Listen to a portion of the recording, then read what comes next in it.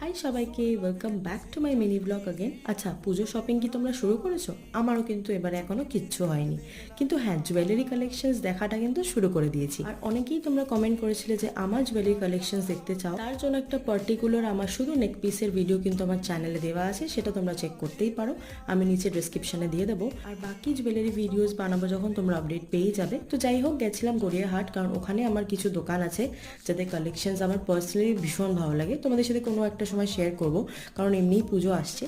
তারপরে কীরকম ঝমঝমিয়ে বৃষ্টি শুরু হয়ে গেল অনেক কষ্টে, তারপরে বাড়ি ফেরার পথে। তারপরে ট্রেনের মধ্যেও প্রচণ্ড ভিড়। বাড়িতে এসে ভাবলাম কি খাবো, আর অনেকটা লেট হয়ে গেছিলো, কারণ গড়িয়াহাটে ঘুরছিলাম বলে। এসে জাস্ট একটা চিজ অমলেট করেছি, যেটা খেতে অসাধারণ ছিল। তোমাদের সাথে আমি এটা রেসিপিটাও শেয়ার করেছিলাম।